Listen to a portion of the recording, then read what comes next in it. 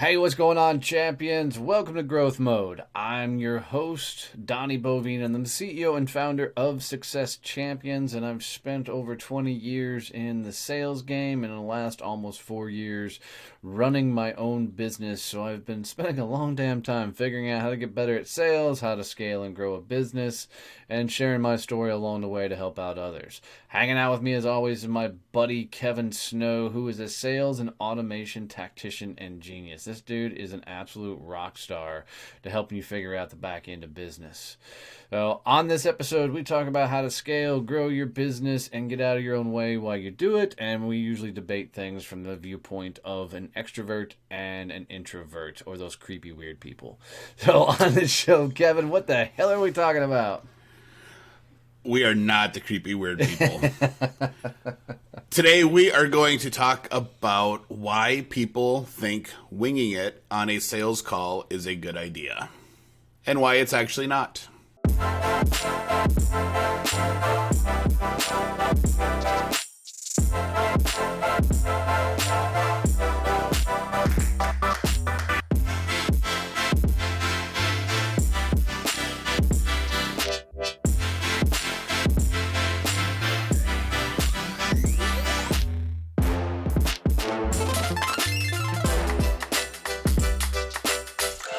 Very cool. So this is going to be a fun conversation because I'm 50-50 on this.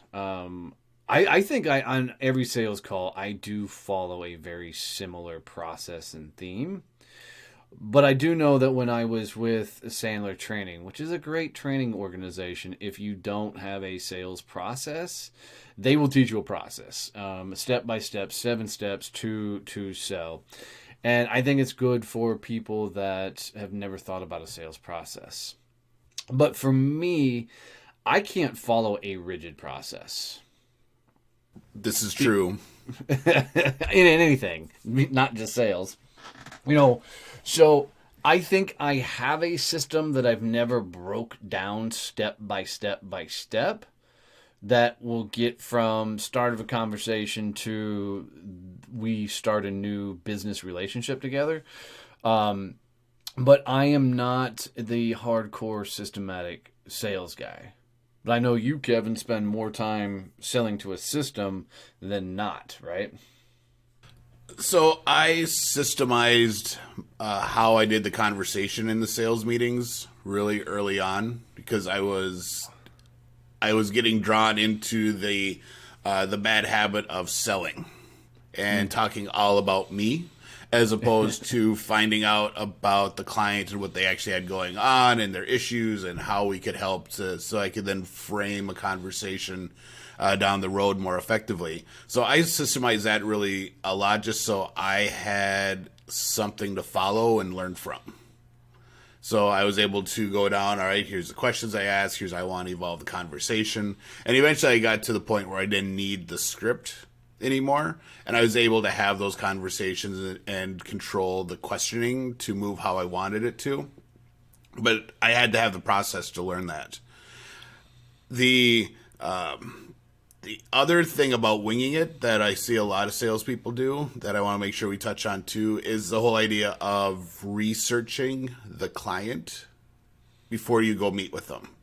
So for a lot of people, they just show up and have no clue what's going on. Other people, and me, kind of, depending on what I have going on, sometimes I do this a lot, sometimes I don't, but I'll actually go to their website and see what's happening and look at stuff and do the Google alert for a company in the news so I can, have current events to talk about.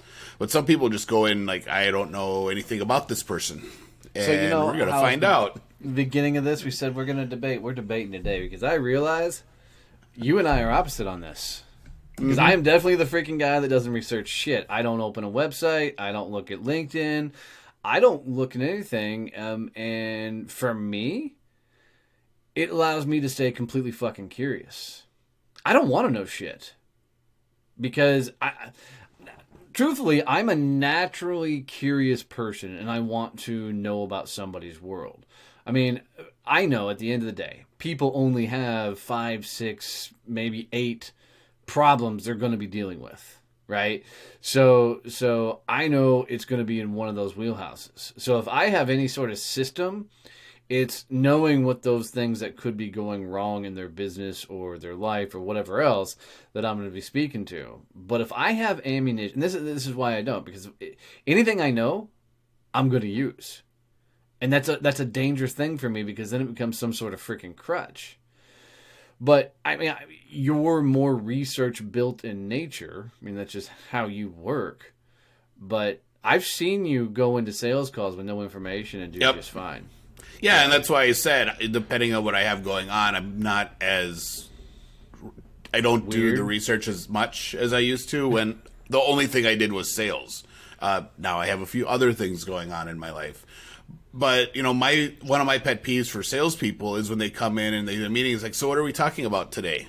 Wait, what? You called me. You set up this meeting. You don't even know what we're talking about. All right, awesome. This is gonna go well. I'm already annoyed. So how do they unannoy you? I mean, I know how I start a sales call, but how does somebody approach you if they're going to sell something to make it so it's not annoying? Don't say that. That's helpful. But no, I want to have a conversation, You and have said, don't say that. Yeah, don't say, hey, what are we talking about today? You heard that it is straight a great from Kevin.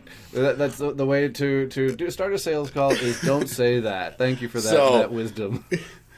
But no, I want them to have a conversation and be able to talk intelligently with me and have an idea of what's going on. If they start off, hey, I just saw you guys had a press release and you're launching this thing. How did, that's awesome. And then, tell me more. That's an into a conversation.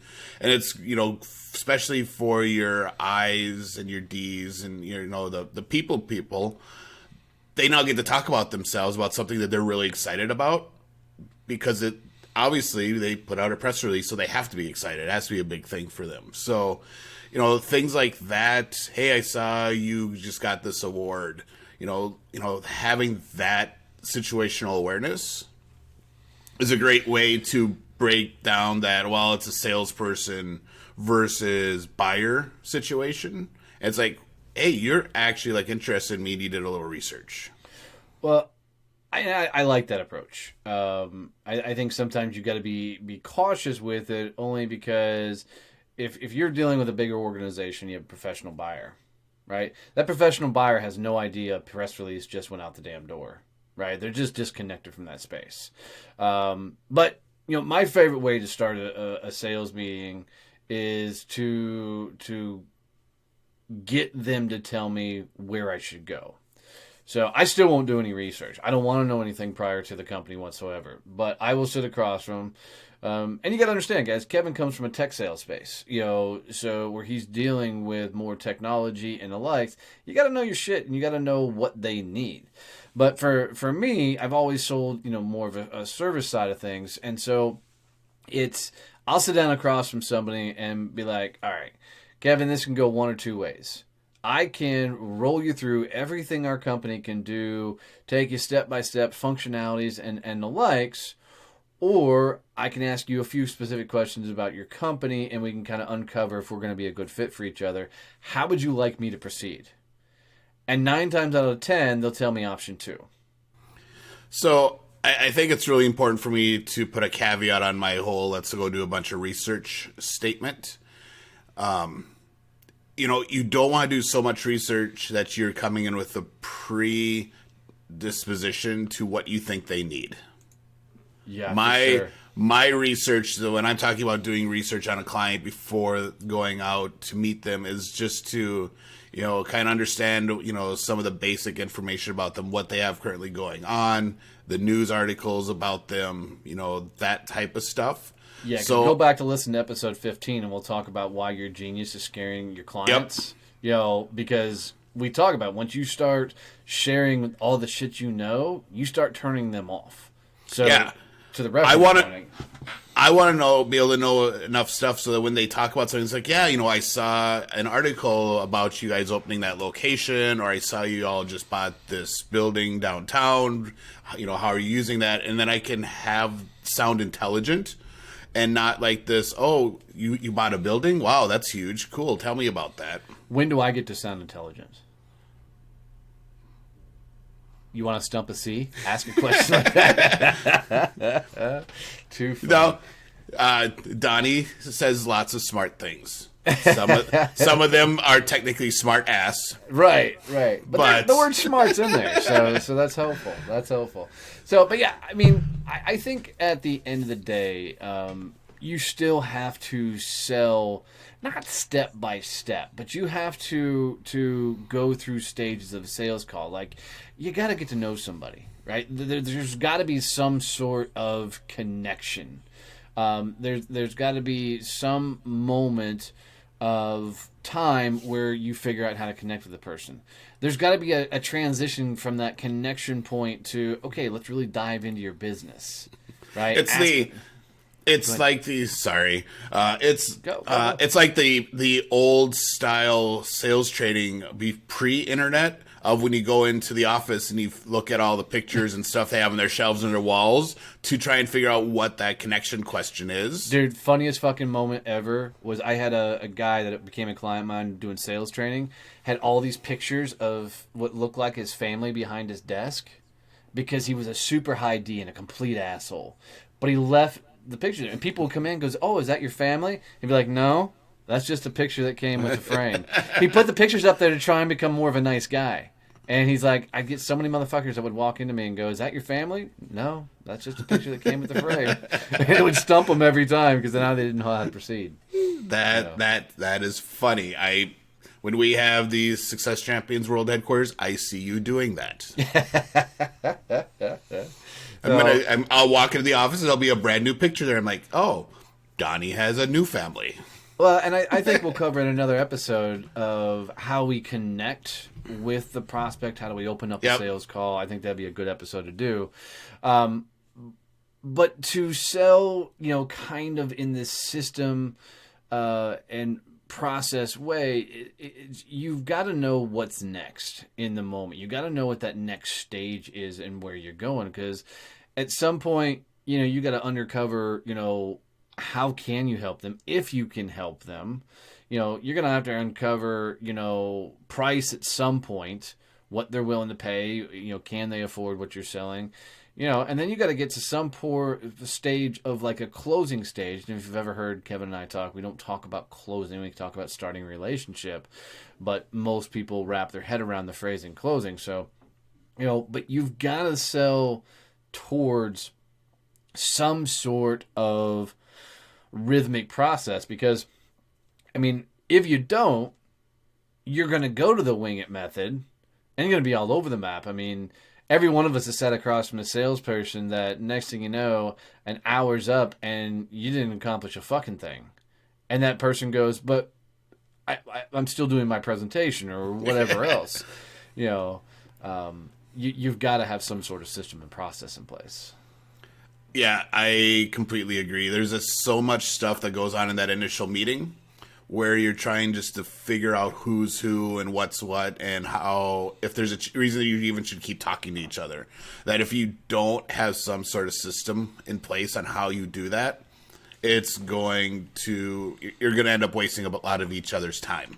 You're really good at it, and you go into the meetings with the goal of, hey, my goal is to disqualify this person, and you have a way that you do it every time, and it's the same every time. Exactly. But what a lot of people miss for sales, because they don't have the system down, they haven't looked at how they do it. They don't. One of the things they always miss is, where does this person belong in the decision tree? Does this person actually get to make the decision, or are they going to be bringing a bunch of other people in that are going to sidetrack my sales process? Because that's always fun. It's when you get to the closing, it's like, well, now I'm going to take it to the owner. What? God damn it! Right, son of a bitch. So, and that's why it's important to have that process for how you're going to go into a sales call. is it you need to understand, hey, this is a one call close, or is there a multiple step process we have to go through? And I love it. Go ahead. We keep jumping over each other today. Fuck. I'm always right, Kevin. It's always my turn to speak, damn it. His mouth will always be moving if that was the case. This is true. So, but it's funny, even standing in front of rooms, man, when I would say, okay, how many of you have an accounting process? Everybody would raise their hand. How many of you have an operational process? Everybody raise their hand. I'm like, how many of you have a process to take the fucking trash out? And everybody kind of laugh and joke. And I'm like, how many of you have a sales process? Fucking crickets. Right? You have to have some sort of sales process. From how do you find them? Right? How do you get them engaged? How do you get them to a meeting? What does that meeting look like? How does it run? What happens after they say yes? What happens after they say no? What's an onboarding process look like? You've got to have an entire system mapped out to know how to move forward. So I think the biggest thing to take away from this episode is don't just wing it. Figure out your rhythm, your process, your system, something that allows you to stay consistently going in the right direction on the sales call, so you don't get to a spot and you stall out going, oh, fuck, what's next? So, as always, guys, if you got any value out of this episode, this show, share this with a friend. Do us a favor and share it out, because it means everything for us. Follow us on the platforms. We'd appreciate it. But we love hearing from you guys as well. So if there's any questions, tips, or tricks, you guys have, send them to us. We always love getting those in. So as always, guys, thanks for listening to Growth Mode, and we'll catch you next time.